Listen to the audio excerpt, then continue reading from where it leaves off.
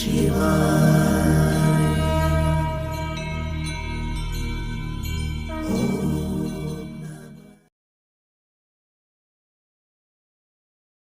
हर महादेव दर्शकों, मैं ज्योतिषाचार्य प्रशांत दवे आप सबका फिर से एक बार स्वागत करता हूँ।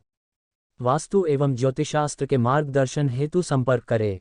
आज हम बात करेंगे महादेव के अवतार अश्वत्थामा के बारे में। जी हाँ, आपने बिल्कुल सही सुना, अश्वत्थामा महादेव का अवतार है। महाकाव्य महाभारत के वीर योद्धा और आचार्य द्रोण पुत्र अश्वत्थामा के बारे में तो हम सभी जानते हैं, परंतु बहुत कम लोग जानते हैं कि अश्वत्थामा महादेव का आंशिक अवतार है। चलिए जानते हैं महाबली अश्वत्थामा के बारे में कुछ रोचक बातें। मित्रों, महाभारत कथा के बारे में आप सब जानते हैं। महाभारत एक धर्म युद्ध था जो धरती पर अधर्म के बढ़ने के कारण हुआ था। परंतु आपको यह जानकर आश्चर्य होगा कि महाभारत युद्ध में शामिल होने वाले प्रत्येक पात्र किसी न किसी परम पुरुष या देव के अवतार थे। जितने भी प्रमुख पात्र थे वे सभी देवता, गंधर्व, यक्ष, रुद्र, वसु, अप्सरा, राक्षस तथा ऋषियों के अंशावतार थे। जैसे भगवान कृष्ण विष्णु के अवतार थे। 5 पांडव अलग अलग देवताओं से निर्मित थे। पितामह भीष्म के रूप में द्यू नामक वसु थे। द्रोणाचार्य के रूप में बृहस्पति थे। ठीक इसी तरह अश्वत्थामा को महादेव, यम, काल और क्रोध के सम्मिलित अंश से उत्पन्न किया गया था। रुद्रांश अश्वत्थामा को अजर अमर होने का वरदान था। वह भी भगवान श्री कृष्ण के समान ही 64 कलाओं और 18 विद्याओं में पारंगत था।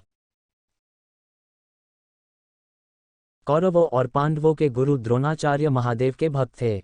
गुरु द्रोणाचार्य और द्रोण पत्नी कृपी ने पुत्र प्राप्ति के लिए भगवान शिव की कठोर तपस्या की। उनकी सच्ची भक्ति और तपस्या को देख भगवान शिव प्रसन्न हुए और उन्हें पुत्र प्राप्ति का वरदान दिया। कुछ समय बाद माता कृपी ने एक सुंदर तेजस्वी बालक को जन्म दिया, जिसका नाम अश्वत्थामा रखा गया।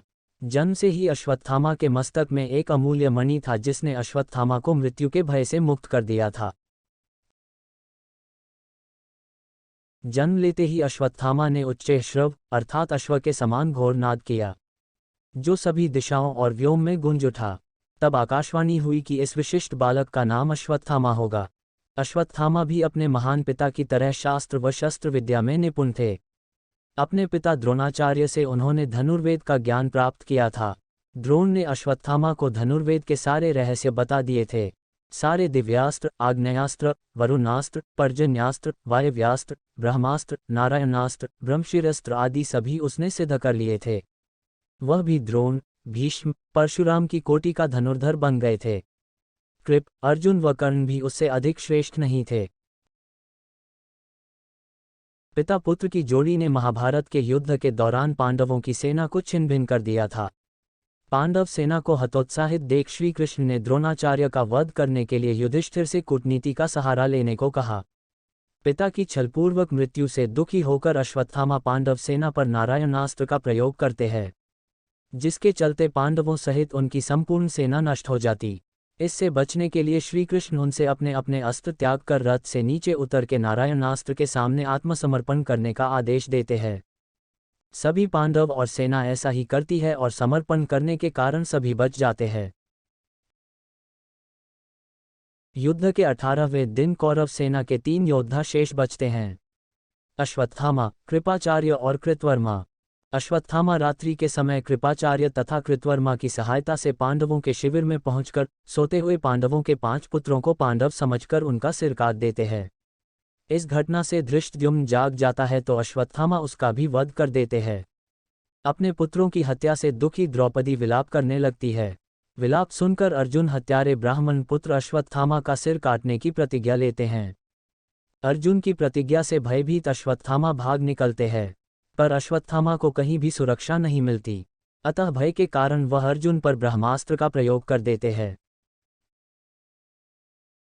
मजबूरी में अर्जुन को भी ब्रह्मास्त्र चलाना पड़ता है। ऋषियों की प्रार्थना पर अर्जुन तो अपना अस्त्र वापस ले लेते हैं, लेकिन अश्वत्थामा अपना ब्रह्मास्त्र अभिमन्यु की विधवा उत्तरा की कोख की तरफ मोड़ देते हैं।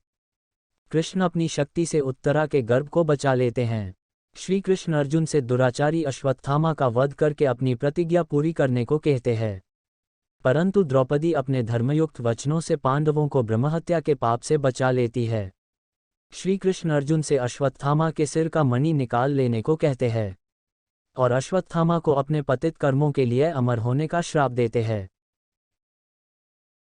इसके पश्चात ही अश्वत्थामा को कोढ़ रोग हो जाता है। ऐसा माना जाता है कि आज भी अश्वत्थामा मणि विच्छेदन से हुए रिश्ते धाव के साथ अशांत होकर यत्र तत्र विचरण कर रहे हैं। ये थी महाबली, महावीर, द्रोणपुत्र, शिव के अंशावतार अश्वत्थामा की कहानी। आशा करता हूँ आपको मेरा यह प्रयास पसंद आया होगा। आप सबसे अगले वीडियो में फिर मुलाकात होगी। तब तक के लिए ज्योतिषाचार्य प्रशांत दवे का जय महाकाल।